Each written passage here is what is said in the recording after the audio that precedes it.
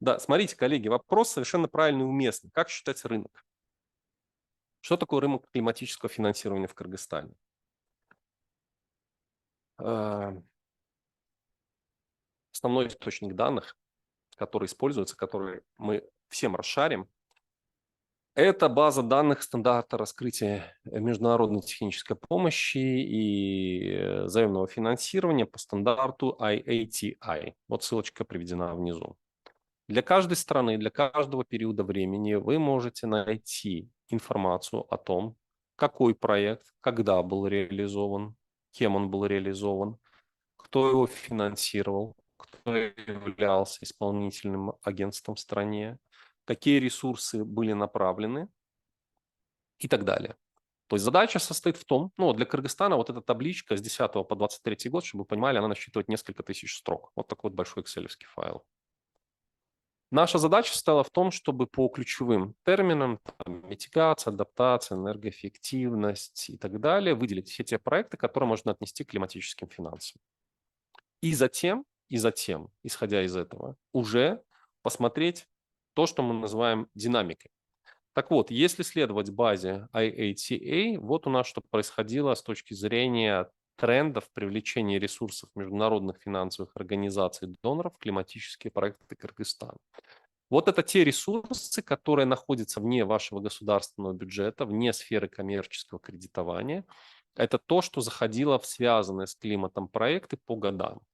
То есть, если посмотрим на динамику, то с 2010-2011 года, ну, это порядок там 24-30 миллионов долларов, мы выросли примерно до, ну, вот, с 21 по 23 год где-то от 70 до 106 миллионов долларов.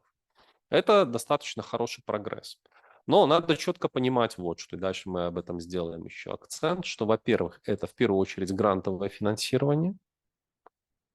То есть мы должны понимать, что если мы хотим дальше продолжать работать с инструментом грантов, мы должны повысить эффективность работы с существующими донорами, либо привлечь новых доноров. Ну и плюс там появляется история с заемным финансированием, потому что понятно, что крупные инфраструктурные проекты по возобновляемой энергетике – это в первую очередь сейчас заемное финансирование. Если мы посмотрим на то, кто предоставлял ресурсы Кыргызстану на связанные с изменением климата проекты, здесь есть как бы два чемпиона. Это Всемирный банк и Азиатский банк развития. Вот совокупный их портфель с 10 по 23 год, соответственно, то, что мы увидели по связанной с климатом тематике, это для ADB 194 миллиона долларов, для Всемирного банка порядка 303 миллионов долларов. И активно работали немецкие партнеры GIZ и активно работает программа развития ООН. То есть вот это вот все те финансовые потоки, которые у нас зашли в связанную с митигацией, с адаптацией проекта. Поэтому вот нам первичный ответ, первичная база, что собой представляет на сегодняшний день рынок климатических финансов Кыргызстана. Если мы посмотрим на инструментарий, и секторальный аспект климатических финансов, вот именно эти данные, что мы видим? Что есть стандартные гранты, это основная доля, есть, ну, скажем так, льготируемые кредиты, потом существенно меньшую роль играют стандартные кредиты, наконец, там 33 миллиона это было инвестиционные кредиты развивающимся странам, ну и совсем немного иных инструментов. А если мы посмотрим на секторальный аспект, то порядка 306,5 миллионов долларов за этот период это зашло в энергетику. И два наших ключевых уязвимых к изменению климата сектора – это секторы сельское плюс лесное хозяйство, порядка 140 миллионов долларов, и водный сектор – это 123 миллиона долларов. Вот это те потоки финансовые, которые зашли. Поэтому повторяю, что можно сказать, что рынок климатических финансов в Кыргызстане, он на сегодняшний день достаточно живой и неплохо развивается. Просто он развивается не в формате рыночных инструментов, он развивается в формате, ну, скажем так, международной технической помощи в первую очередь, что, в принципе, абсолютно логично, вы ничем здесь не отличаетесь от своих соседей. Все точно так же себя ведут. Там, где есть возможность взять ресурс внешний, коллеги берут ресурсы и его используют. Следующий аспект и следующая база, которая дополняет базу, которую вот мы показали, IATI, это стандарты раскрытия данных ОСР. Чем они хороши? Что там степень детализации направления климатических финансов более глубокая, чем вот в этой первой базе, которую мы показали. И она позволяет нам более детально посмотреть субнаправления в каждой отрасли, куда зашел международный ресурс. Ну, то есть вот здесь вот вы видите на первом слайде интерфейс, как это выглядит база данных, а вот так вот выглядит выборка по вот основным тегам, меткам, которые мы увидели. То есть, опять же, в секторе энергетики мы видим, что большое количество шло распределение энергии, водоснабжение, водоотведение, производство энергии из возобновляемых источников энергии, сельское хозяйство, соответствующие бизнес-услуги, энергетические политики и так далее. Мы можем видеть также, что по определенным тегам был большой ресурс кумулятивный заведен по сфере охраны окружающей среды, и митигация плюс адаптация примерно сопоставимые объемы занимали. Также существенно меньше ресурсов у нас зашло в снижение риска стихийных бедствий, управление биоразнообразием и борьбу с опустыниванием. Вот почему комбинация двух указанных ресурсов, она нам всегда позволяет четко понимать, кто из наших партнеров по каким направлениям работает, а с кем мы на сегодняшний день не дорабатываем. Например, указанная база данных, она нам показывает по направлениям адаптации, какие партнеры, выделенные зеленым цветом, они работают по различным направлениям. Ну, например, и снижение рисков стихийных бедствий, и биоразнообразие, митигация, адаптация, борьба с опустыней. А какие, желтые и красные, работают по определенным узким направлениям. Ну и как бы логический вывод, который, исходя из этого, можно сделать. У нас есть большой пул партнеров, которые работают по климатической тематике с Кыргызстаном, которые предоставляют инструменты и ресурсы для климатического финансирования. Соответственно, мы должны желтую, оранжевую категорию перевести в зеленую. То есть мы должны указанных партнеров просто привлечь для работы по тем направлениям, по которым они сейчас еще не работают.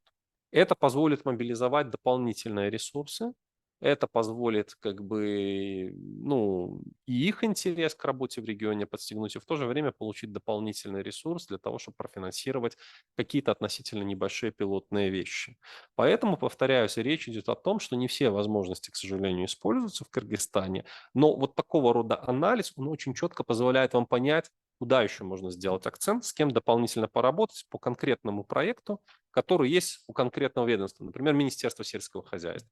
Вы хотите реализовать проект там, по снижению зависимости сельского хозяйства от негативных последствий изменения климата, засоления почв, опустынивания, чего угодно, ветровой эрозии. Пожалуйста, у вас есть перечень партнеров, которые уже в Кыргызстане работают с этими темами.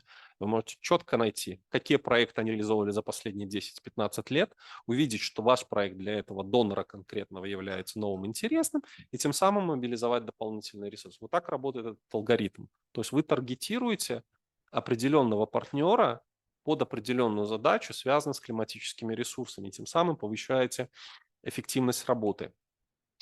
Наконец, ресурсы международных финансовых организаций доноров, доступных из Кыргызстана. Это следующее развитие вот этого тезиса, на который я хотел обратить внимание. Что мы сделали? Есть очень хороший ресурс, называется NDC Partnership.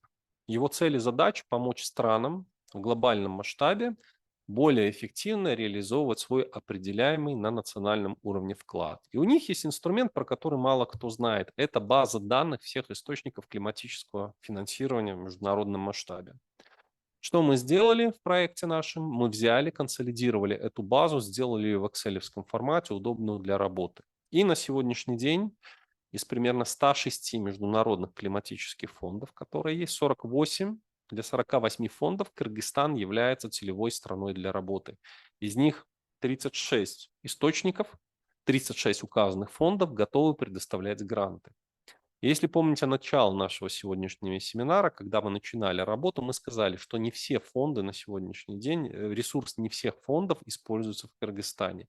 Наша задача состоит в том, чтобы максимальное количество из указанных фондов и источников финансирования привлечь для работы в Кыргызстане.